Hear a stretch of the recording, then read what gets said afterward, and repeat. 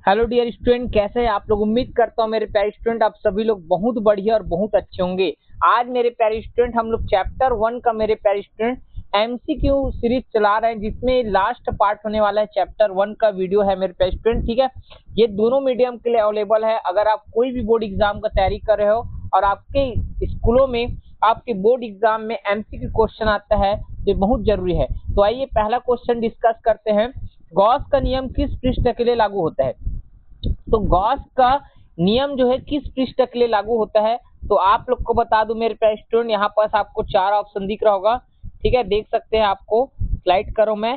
केवल केवल खुला पृष्ठ के लिए, ठीक है, या केवल बंद पृष्ठ के लिए, या किसी भी आकृति के पृष्ठ के लिए, या केवल गोलाकार पृष्ठ के लिए। तो आप लोग बताओ मेरे प्यारे स्टूडेंट, इसमें कौन सा आंसर आएगा। तो याद रखना सर, हमेशा गॉस प्रमेय हमेशा केवल बंद पृष्ठ के लिए ही लागू होता है। अगर ध्यान रखना, कोई भी आवेश, ये मेरे प्यारे स्टूडेंट, कोई भी आवेश बंद पृष्ठ के अंदर है तभी ध्यान रखना गॉस का प्रमेय लगेगा, अन्यथा नहीं लगेगा। तो हमारा आंसर करेक्ट हो जाएगा सर, केवल बंद पृष्ठ के लिए। ठीक मेरे प्यारे स्टूडेंट, ठीक। उसके बाद देखते हैं मेरे प्यारे स्टूडेंट, दूसरा क्वेश्चन देखते हैं आज का, ठीक है। ये बहुत इंपॉर्टेंट क्वेश्चन है। किसी बंद पृष्ठ के भीतर कुल नेट आवेश शून्य होता है तो कुल फ्लक्स कितना होगा। मतलब मेरे प्यारे स्टूडेंट, ये क्या है, कोई बंद पृष्ठ है। ध्यान से देखना ना, ये क्या है, कोई बंद पृष्ठ है। इस बंद पृष्ठ के अंदर आवेश का मान, मतलब क्यू का मान मेरे प्यारे स्टूडेंट कितना है सर, 0 है। क्यू का मान कितना है सर, 0 है, ठीक है। जब 0 हो तो वैद्युत फ्लक्स का मान बताओ। तो फाई बराबर क्या होता है सर हमारा, सर हम लोग फाई ई बराबर फॉर्मूला पढ़ के आए हैं, क्यू बटे कितना होता है सर, एप्सिलॉन 0, ठीक है। क्यू बराबर क्या होता है, एप्सिलॉन 0। तो क्यू का मान कितना आएगा सर, ऊपर में 0 और नीचे कितना आएगा सर, एप्सिलॉन 0। तो एप्सिलॉन 0 नीचे आएगा मेरे प्यारे स्टूडेंट। तो आप लोग बताओ 0 बटे एप्सिलॉन 0, तो आंसर ही कितना आने वाला है, आंसर कितना आने वाला है सर, 0 आने वाला है। तो हमारा कौन सा आंसर करेक्ट है सर, बी ऑप्शन करेक्ट है। क्योंकि ध्यान रखना, जब आवेश का ही मान शून्य हो तो वैद्युत फ्लक्स का मान भी शून्य होता है, ठीक है।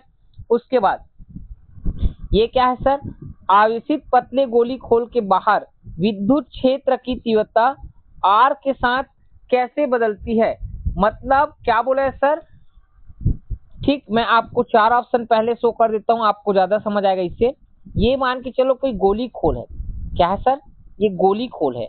इस गोली खोल के ध्यान रखना कितना दूरी पर सर, आर दूरी पर, आर दूरी पर जो विद्युत क्षेत्र का जो मान है, विद्युत क्षेत्र का जो मान होता है वो कैसे होता है सर, हम लोग फार्मूला पढ़ के आए हैं। ई बराबर होता है sir 4 pi epsilon 0 into Q upon क्या होता है सर, आर। क्या होता है sir, Q upon R square होता है। क्या होता है sir, Q upon R square होता है। मतलब कौन सा आंसर सही है sir, C option correct answer. क्या सर, सी ऑप्शन करेक्ट है भाई, ठीक है। अगर आपको कोई भी डाउट होगा मेरे प्यारे स्टूडेंट, ठीक है, कोई भी डाउट होगा तो आप कमेंट कर देना। यहाँ पास 1 अपॉन आर स्क्वायर की जगह आंसर मेरे ख्याल से गलत है। क्यों गलत है, क्योंकि आर स्क्वायर नहीं होता, क्यू अपॉन आर होता है, ठीक। ये ध्यान रखना, थोड़ा सा चेक कर लेना। ये ऑप्शन नंबर बी के साथ जाऊंगा मैं, बी वाला। ई अनुक्रमणपाती आयुतक्रमणपाती 1 अपॉन आर स्क्वायर होता है। बी ऑप्शन करेक्ट आंसर है, ठीक, पहले बता रहे हैं। उसके बाद इसके बाद क्या है सर, विद्युत क्षेत्र रेखाएं उत्पन्न होती है। विद्युत क्षेत्र रेखाएं उत्पन्न होती है धन आवेश से और ऋण आवेश पर समाप्त होती है। मतलब कहाँ से उत्पन्न होती है बोला जा रहा है, धन आवेश से और ऋण आवेश पर समाप्त होती है। ओके ठीक है सर, ऋण आवेश से और धन आवेश पर समाप्त होती है, ठीक। और आगे आ जाओ सर, दोनों से, अनंत से। सर ये मेरे को जहां तक पता है सर, ऋण आवेश और धन आवेश पर समाप्त होती है, शुद्ध गलत है। हमारा ध्यान रखना, धन आवेश से प्रारंभ होती है विद्युत क्षेत्र रेखाएं और ऋण आवेश पर क्या होती है सर, समाप्त होती है। Option number A is correct answer है मेरे प्यारे स्टूडेंट। आप सभी ध्यान रखना, बी को भी सही मानोगे लेकिन बी पूरी तरह से क्या है, गलत है, ठीक। उसके बाद आगे आ जाओ, आवेशित अनंत समतल चादर के कारण, ठीक है, दूरी के साथ किस प्रकार निर्भर करता है। मतलब विद्युत क्षेत्र का तीव्रता दूरी के साथ किस प्रकार निर्भर करता है। तो आप लोग देखो सर, हम लोग पढ़े सर, ई बराबर होता है सर सिग्मा अपॉन कितना होता है सर, 2 एप्सिलॉन 0। सिग्मा अपॉन कितना होता है सर 2 एप्सिलॉन 0 होता है। तो यहाँ तो इस सूत्र में r नहीं होता है सर, तो r नहीं होता है तो किस प्रकार निर्भर करेगा, ऑप्शन और देखते हैं। ये देखो सी ऑप्शन, दूरी पर निर्भर नहीं करता, दूरी पर निर्भर नहीं करता, ये आंसर आपका करेक्ट हो जाएगा। ठीक है, और आगे आ जाओ भाई। एक गतिशील आवेश उत्पन्न करता है, एक गतिशील आवेश क्या उत्पन्न करता है बताओ। एक गतिशील आवेश मेरे प्यारे स्टूडेंट, आप लोग का ध्यान रखना, विद्युत और चुंबकीय क्षेत्र दोनों ही उत्पन्न करता है। ठीक, क्या है सर, कोई आवेश गति कर रहा है तो क्या है सर, कौन सा क्षेत्र उत्पन्न करता है, तो विद्युत और चुंबकीय क्षेत्र दोनों उत्पन्न करते हैं। आगे आगे देखो, किसी गॉसी पृष्ठ के अंदर केवल एक विद्युत द्विध्रुव रखा हो तो कुल फ्लक्स कितना होगा, बहुत ज्यादा इंपॉर्टेंट मेरे प्यारे स्टूडेंट। एक गॉसी पृष्ठ है, इसके अंदर कोई विद्युत द्विध्रुव रखा है, मतलब प्लस क्यों रखा है और माइनस क्यों रखा रहेगा, विद्युत द्विध्रुव प्लस क्यों और माइनस क्यों से मिलकर बना होता है।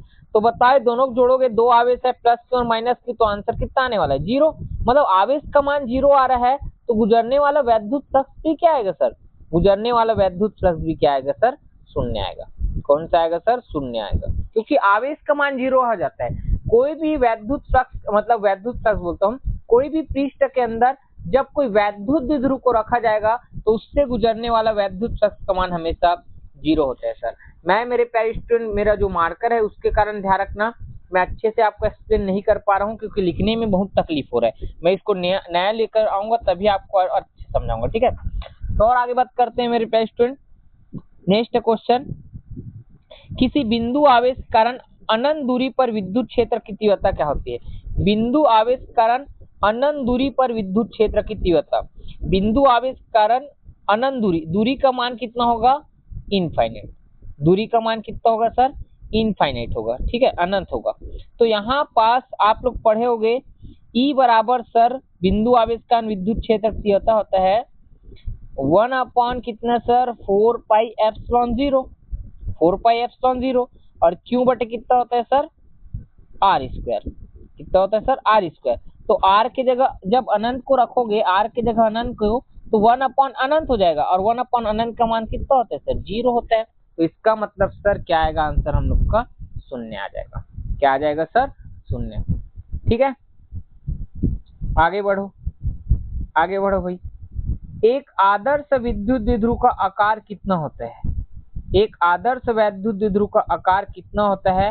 तो याद रखना मेरे प्यारे स्टूडेंट, आदर्श विद्युत द्विध्रुव का आकार लगभग मेरे प्यारे स्टूडेंट अति सूक्ष्म, मतलब सर शून्य होता है। क्या होता है, शून्य होता है। ठीक, आगे आगे भाई बताओ, विद्युत क्षेत्र रेखाएं क्या बनाती है, बंद लूप, खुले वक्र और वर्गाकार लूप, या इनमें से कोई नहीं। तो याद रखना आंसर आएगा आपका खुला वक्र। क्यों सर खुला वक्र, क्यों, क्योंकि ध्यान रखना विद्युत क्षेत्र रेखाएं धन आवेश से प्रारंभ होती है और ऋण आवेश पे समाप्त होती है, इस कारण से। ठीक है, आगे आगे बढ़ो भाई। आगे आगे क्वेश्चन क्या है, यदि कोई विद्युत क्षेत्र रेखा किसी पृष्ठ के समांतर है तो उस पृष्ठ से गुजरने वाला विद्युत फ्लक्स होगा। मतलब सर यदि कोई विद्युत क्षेत्र रेखा किसी पृष्ठ के समांतर है, मतलब ये मान के चलो, ध्यान से देखना, आप लोग को यहीं पास में समझा रहा हूं, ध्यान से देखना। ये क्या है आपका, कोई पृष्ठ है, क्या है भाई, कोई पृष्ठ है, और ये क्या है सर, विद्युत क्षेत्र के क्या है, समांतर है, विद्युत क्षेत्र के क्या है, समांतर है। तो अब बताओ पृष्ठ और ई के बीच कितना अंश का कोण बन रहा है, 0। तो यहाँ पास आप लोग पढ़े होंगे फाई बराबर कितना होता है सर, फाई बराबर होता है EDS, और क्या होता है sir, cos theta, EDS cos theta होता है। ठीक है, यहाँ पास आपको लिखने में तकलीफ हो रहा है, मेरे को इसका आंसर अच्छे से नहीं लिख पा रहा हूँ, लेकिन याद रखना है EDS कॉस थीटा है। तो यहाँ पास थीटा का मान क्या है, किसी को पता है सर, थीटा का मान 0 नहीं रखना है। क्यों, क्योंकि यहाँ पास पृष्ठ ऐसा रखा है तो इसका क्षेत्र सदिश किधर होगा सर, ऊपर, जिसको क्या बोलते हैं अपन, DS। तो E और DS के बीच कितना अंश का कोण बनेगा सर, 90 अंश, और यहाँ पास cos 90 अंश का मान कितना होता है सर, cos 90 अंश का मान होता है 0, तो इसका मतलब ये पूरा इक्वेशन 0 हो जाएगा। तो हमारा इसका भी आंसर क्या होने वाला है सर? शून्य वाला है। क्या है सर? शून्य। ठीक है, आगे बताओ भाई।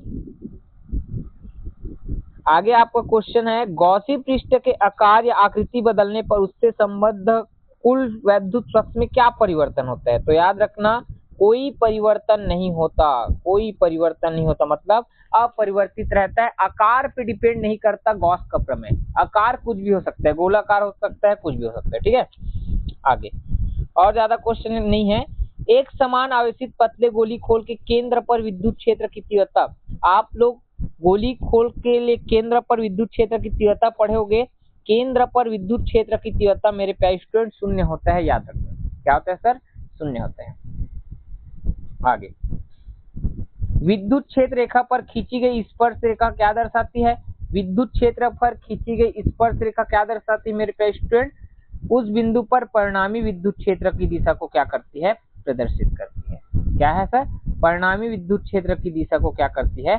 प्रदर्शित करती है। B option is correct. ठीक है, आगे बढ़ो। आगे, एक द्विध्रुव एक समान विद्युत क्षेत्र में इस प्रकार रखा है कि उसका द्विध्रुव आघूर्ण P क्षेत्र E के दिशा के समांतर है।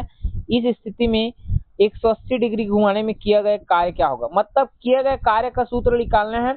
आप लोग के लिए होमवर्क है मेरे प्यारे स्टूडेंट, इस क्वेश्चन का आप लोग कमेंट करके बताओ आंसर कितना आएगा। ठीक है, आप लोग को इसका आंसर कमेंट करना है। मैं सबका कमेंट देखूंगा मेरे प्यारे स्टूडेंट, कमेंट करना फास्ट। ठीक है, और इस तरह से मेरे प्यारे स्टूडेंट हमारा क्वेश्चन आज का खत्म हो गया। ठीक है, बहुत कम क्वेश्चन लिया था, 15 क्वेश्चन, क्योंकि पूरा जितने भी पहला चैप्टर में क्वेश्चन जो आईएमपी है सबको मैं एक्सप्लेन कर दिया हूं। और नेक्स्ट वीडियो जब भी आएगा मेरे प्यारे स्टूडेंट, तो सेकंड चैप्टर के ऊपर वीडियो आने वाला है। ठीक है, तो आई होप मेरे प्यारे स्टूडेंट जितने भी न्यूमेरिकल क्वेश्चन आपको और साथ में ऑब्जेक्टिव क्वेश्चन कराए हूं वो सभी आपको समझ आया होगा। अगर आपको हमारा वीडियो पसंद आता है तो अपने दोस्तों के पास जरूर शेयर कीजिए। तो मिलते हैं नेक्स्ट वीडियो में। जय हिंद, जय भारत, जय छत्तीसगढ़।